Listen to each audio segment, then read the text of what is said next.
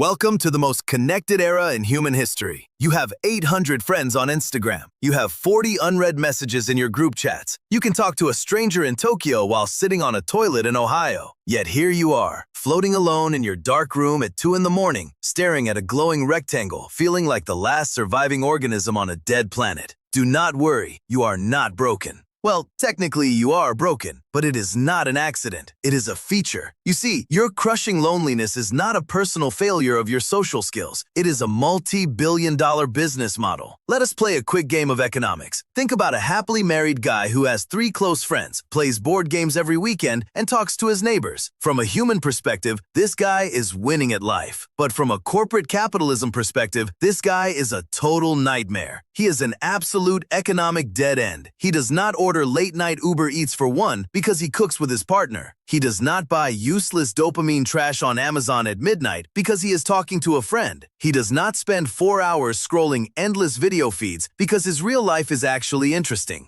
The lonely guy, however, is a gold mine. The lonely guy is desperate. The lonely guy has an empty void inside his chest that he is trying to fill with subscriptions, door delivery, digital avatars, and premium porn. Isolation is the ultimate consumption multiplier. If you want people to spend more money, you first have to make sure they have nobody to talk to. 50 years ago, if you wanted to eat dinner, you sat down with a family or went to a diner with friends. Today, an algorithm tracks your drop in blood sugar, serves you an advertisement for a single burger, and a guy on a scooter drops it at your door without making eye contact. You pay $25 for a $5 meal just to avoid human interaction. And the best part? The company that delivered that meal just used your data to figure out exactly when you feel most isolated tomorrow. We used to build communities around physical spaces. We had churches, bowling leagues, local parks, town halls, and neighborhood bars. Sociologists call these third places. First place is your home. Second place is your work. Third place is where you hang out for free and meet other human beings. Look around your city right now. What happened to the third places?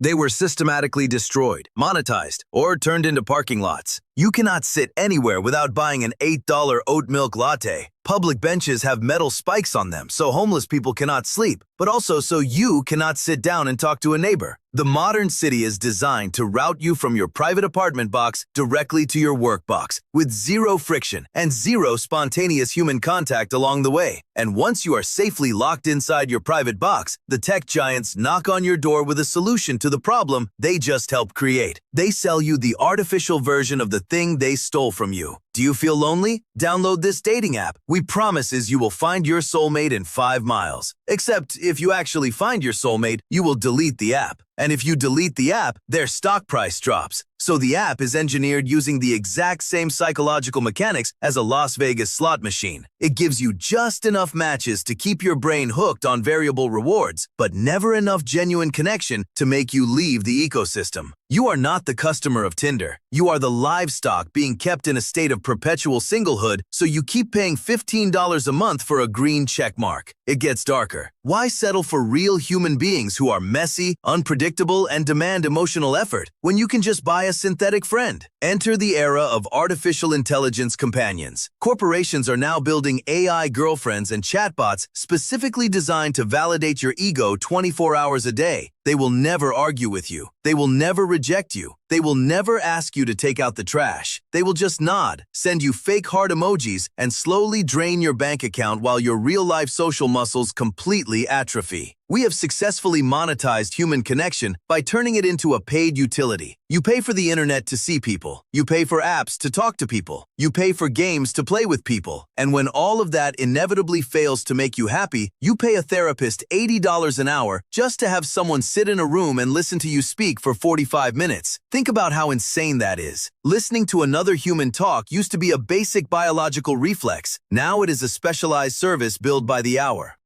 We stripped companionship down to its raw components, put a barcode on it, and sold it back to an anxious population that forgot how to look each other in the eye. And the funniest part about this whole setup is that we actually requested it. We begged for it. Convenience was the Trojan horse, and we opened the gates with a smile on our faces. Think back to how human beings interacted for thousands of years. Connection was not an opt-in feature. It was a survival mechanism. If you did not belong to a tribe, a village, or a tight community, a saber-toothed tiger ate you, or you froze to death in a ditch. Being around people was annoying, dirty, loud, and full of drama, but it kept you alive. Your brain evolved to crave social belonging because isolation literally meant physical death. Fast forward to the 21st century. Capitalist engineering did something extraordinary. It completely uncoupled human survival from human interaction. You no longer need a tribe to survive the winter. You do not even need to know the name of the person living on the other side of your paper-thin drywall. You just need an active debit card and a decent Wi-Fi connection. You can work from home on a laptop. You can order groceries through an application. You can pay your bills without speaking to a cashier. You can stream 10,000 movies without inviting a single friend over for popcorn. Modern technology granted us the ultimate superpower, total independence from other people. We thought we were buying freedom. We thought, finally, I do not have to deal with annoying coworkers, awkward elevator small talk, or needy acquaintances. But we made a terrible trade. We traded friction for connection, and it turns out social friction is the exact thing that makes human life worth living. When you remove every single reason to leave your apartment, your brain does not celebrate your newly found efficiency. Your ancient caveman brain panics. It looks around the quiet room, sees nobody, and comes to a logical conclusion. I have been abandoned by my tribe. I am going to die alone in the woods. So your body starts pumping stress hormones into your bloodstream. Your cortisol spikes. Your sleep quality collapses. Your immune system weakens. Chronic loneliness causes the same physiological damage to your body as smoking 15 cigarettes a day. Think about that for a second. You do not need to smoke tobacco to ruin your lungs and heart.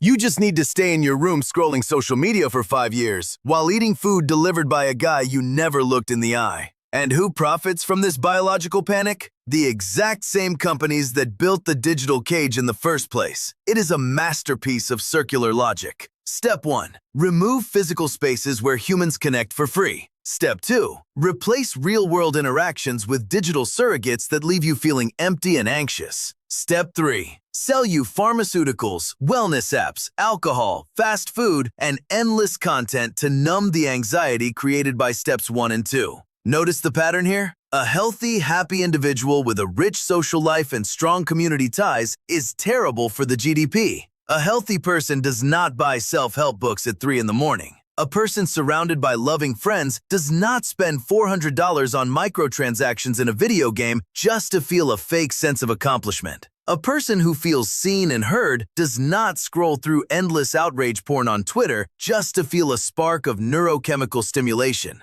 The entire modern attention economy operates on a simple premise. Keep the user isolated enough to be desperate, but entertained enough to not throw the phone out the window. We transformed from social animals into isolated consumption nodes. You sit in your room, consuming data, generating ad impressions, and emitting revenue. The walls of your apartment are not protecting you from the cold world outside. They are keeping you inside the battery matrix, plugged directly into the monetization machine. And if you think this is as bad as it gets, just wait until you see where they are taking this next. Because keeping you isolated in the real world was only phase 1. Phase 2 is making sure you never want to return to the real world at all. Welcome to the endgame, the ultimate destination of the loneliness industrial complex, the metaverse, spatial computing, and fully immersive virtual realities. For years, tech executives wondered how to solve a fundamental physical constraint. A human being only has 24 hours in a day, and at some point, they have to put down the phone to sleep, eat, or look at a tree.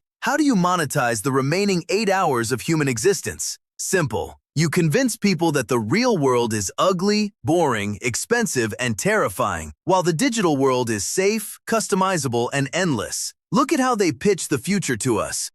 Put on this $600 plastic visor, wrap yourself in blacked-out curtains, and step into a digital paradise. You do not need to clean your tiny, overpriced studio apartment anymore. Just put on the headset and pretend you are sitting in a luxury penthouse overlooking a digital ocean. You do not need to go outside and risk awkward social encounters. Just turn on your avatar and talk to digital ghosts in a simulated park. They are selling us the solution to the hell they built. First, they ruined physical cities, made made rent unaffordable, destroyed public spaces, and turned every human interaction into a transactional nightmare. And then, when you are completely miserable and exhausted, they hand you a headset and say, "Here, escape into this matrix. It is cheaper than buying a house." This is not innovation. It is digital hospice care for a civilization that gave up on real life. We are voluntarily building our own matrix, brick by digital brick. And the saddest part is that we are paying for the privilege. We buy virtual clothes for avatars that do not exist to impress digital strangers we will never meet inside a server owned by a corporation that views our suffering as a quarterly growth metric. So what is the takeaway here? Is this where the story ends? Are we all doomed to die alone in plastic goggles, fed by delivery apps, and comforted by synthetic chatbots? Not necessarily. But breaking out of this trap requires something that modern corporate culture hates more than anything else: unplugging. It means realizing that the friction of real life, the awkwardness of a real conversation, the risk of getting your heart broken, and the boring silence of an empty room without a screen is not a bug. It is the core operating system of being human. The next time you feel that heavy, crushing wave of late-night loneliness, remember this: you are not broken. You are just experiencing a natural biological reaction to an unnatural corporate environment. Your brain is begging you for a human tribe, but the machine is trying to sell you a subscription. Put the glowing rectangle down, walk outside, look a stranger in the eye, talk to your neighbor. It will probably be awkward. It might even be uncomfortable, but at least it is real. And in a world where your isolation is worth billions of dollars, staying human and staying connected is the ultimate act of rebellion.